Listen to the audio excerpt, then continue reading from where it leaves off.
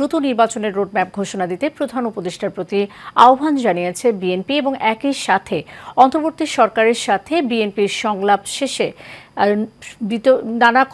সংলাপ নিয়ে নানা কথা হয়েছে এবং সেই সংক্রান্ত নূর মোহাম্মদ ভূঁইয়ার রিপোর্টটি আমাদের হাতে এসে পৌঁছেছে। চলুন দেখে নেই।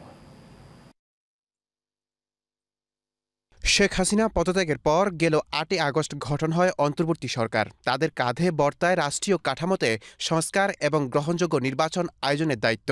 সেক্ষেত্রে রাজনৈতিক দলগুলোর সঙ্গে তৃতীয় দফায় সংলাপ শুরু করেন অন্তর্বর্তী সরকারের প্রধান উপদেষ্টা ডক্টর মোহাম্মদ ইউনূস।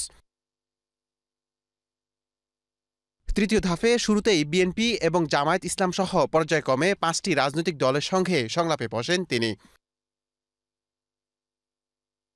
বৈঠক শেষে মহাসচিব মির্জা ফখরুল ইসলাম আলমগীর সংলাপে বিএনপির পক্ষে থেকে প্রস্তাবনাগুলো তুলে ধরেন। আলোচনাতে প্রধান যে বিষয়গুলো আমরা আলোচনা করেছি প্রধান হচ্ছে আমরা নির্বাচন সম্পর্কিত বিষয়ে আলোচনা করেছি এবং নির্বাচনের সংস্কার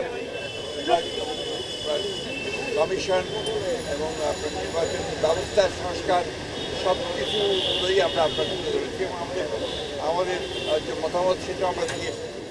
বিতর্কিত কোনো ব্যক্তিকে নির্বাচন সংস্কার কমিশনে না রাখার দাবি জানিয়ে বিএনপির মহাসচিব দ্রুত নির্বাচনের রোডম্যাপ ঘোষণা দিতে প্রধান উপদেষ্টার প্রতি আহ্বান জানান। বিতর্কিত কোনো ব্যক্তি যেন কখনো এই নির্বাচন সংস্কার কমিটিতে না যায় সেই কথা আমরা বলেছি। আমরা বলেছি যে ফ্যাসিস্ট সরকারের সময় প্রধানমন্ত্রী সরকারের ভুয়া ভোটের মাধ্যমে করত সকল ইউনিয়ন পরিষদ বাতিল করতে বলেছে এবং 14, 18, 24 সালে যে সকল নির্বাচন কমিশন ছিল প্রধান নির্বাচন কমিশনার এবং কমিশনার সহ তাদেরকে ভুয়া নির্বাচন বা নির্বাচন একটা পক্ষপাতদুষ্ট নির্বাচন করার অভিযোগে তাদেরকে আইনের আওতায় আনার কথা বলে। এদিকে সংলাপে জাতির সামনে গ্রহণযোগ্য ও নিরপেক্ষ নির্বাচনের দাবি জানান জামায়াত ইসলামের আমির ডক্টর শফিকুর রহমান। এই সরকার একটা নির্দলীয় অন্তর্বর্তীকালীন সরকার। তারা দেশ শাসনের জন্য আসেননি, দেশ শাসনের সুস্থ পথ বিনির্মাণের জন্য তারা এসেছে।